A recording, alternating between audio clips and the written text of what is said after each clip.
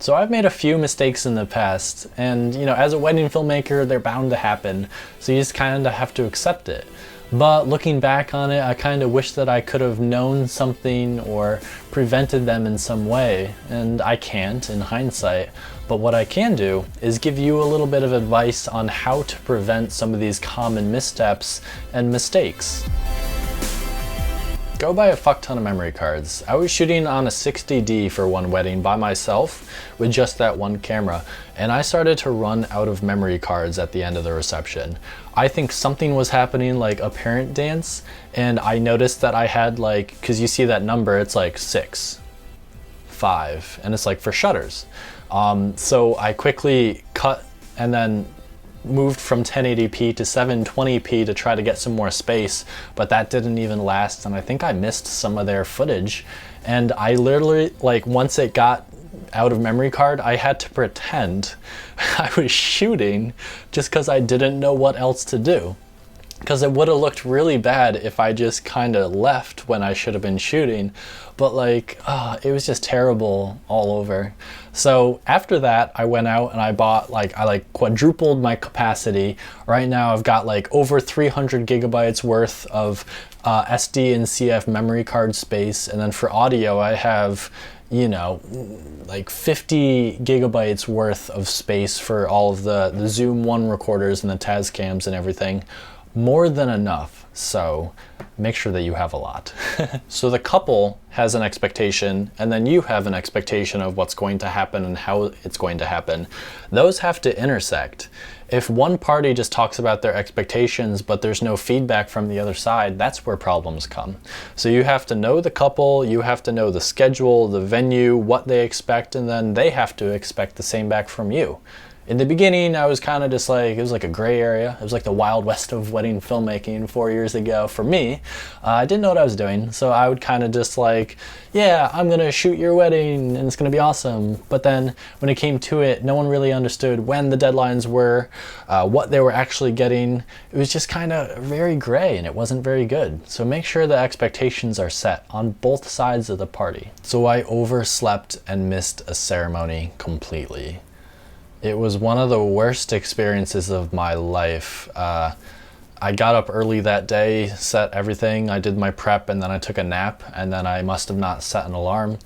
And I woke up at 1 for a 1 o'clock ceremony. The venue was 30 minutes away. I did the drive in 20 minutes, so it was very dangerous speeding. And I was on the phone with my brother who was at the ceremony, and I was just bawling my eyes out.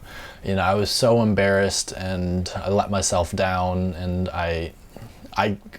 it was so hard for me to make the walk from the car to the ceremony location.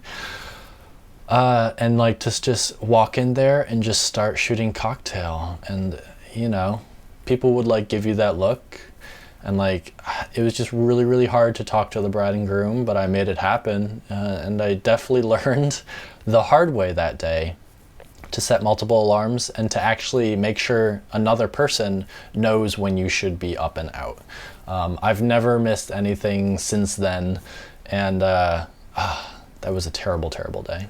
So far as just general communication with the couple after the day of the wedding, we all get those emails that are hey, when is the film coming? When can I expect?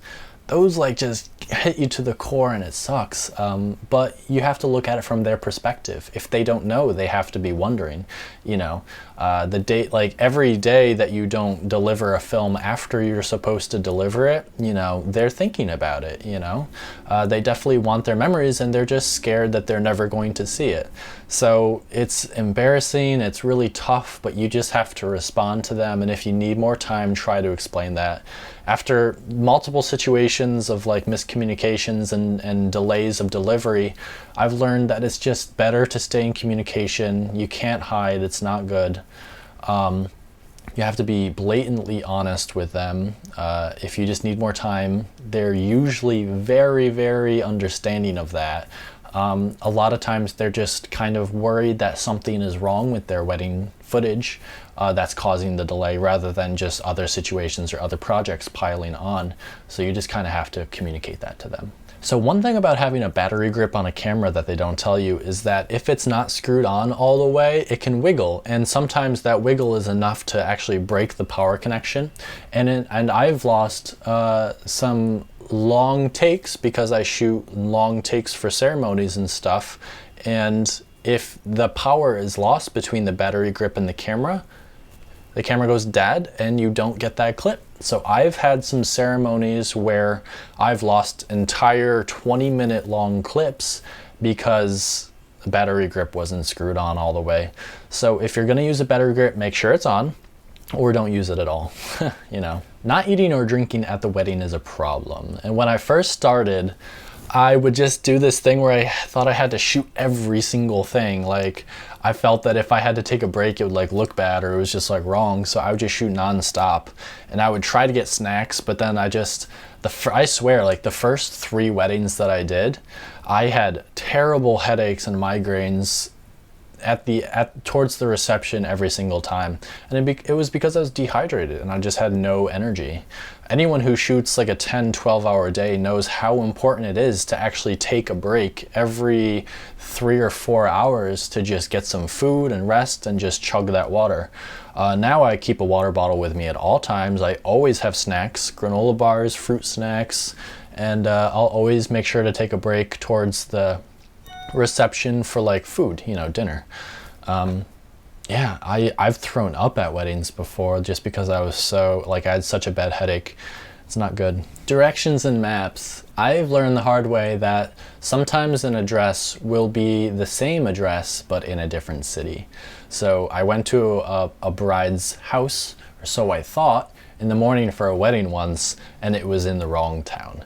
Luckily but not luckily, the actual address of where she was like 40 minutes away. So I did it in like 30 minutes because I was speeding like an idiot, which is dangerous. But I kind of missed most of the prep, you know, and it just looks terrible. It's a lot of stress for the bride that morning, and it's just very unprofessional to have the wrong address. So now I fact check everything with the maps. Addresses should be full with the zip code and the city, and it's just like derp.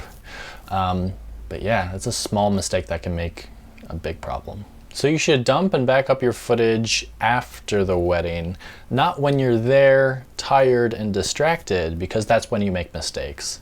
I have lost entire cards, parts of clips, I've lost footage, just because I thought I had everything on my computer, and then the cards get mixed up, and then you go out and you start shooting, and then it completely destroys the clips that were on the memory card before. Because you can recover it if you format it and don't shoot a lot of times, but if you shoot footage, format it, and then start shooting again, it kind of destroys most of everything. So protect your gear. I was in San Francisco at a hotel shooting a time lapse right here, and then there was a glass window, and on the other side of the glass window was my gear. Someone came over and just picked up my camera backpack and then walked away.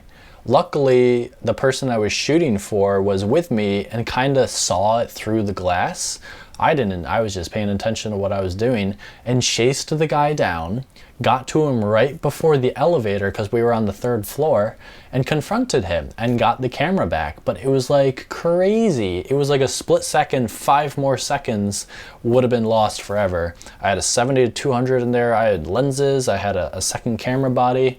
It would have been terrible. And like that was the morning of the wedding, so like it would have been even worse because then we wouldn't have had enough gear for the wedding. So it's like you can't assume that a place is you know, safe. You just have to always keep it with you. And we've seen those videos on YouTube where these guests will just walk right up during a ceremony, see the camera, and just take it right out of the bag and walk away. Think of how many times that you've just left your stuff, just whatever, sitting somewhere unprotected and exposed. Like, these people kind of know. They know that a 70-200 is worth over $2,000, so it's just a quick grab and go.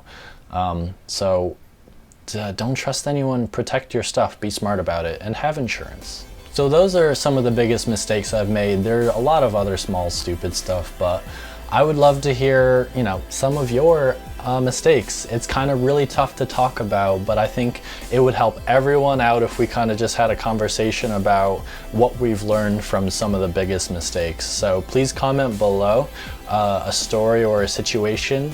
And thank you for watching, and take care.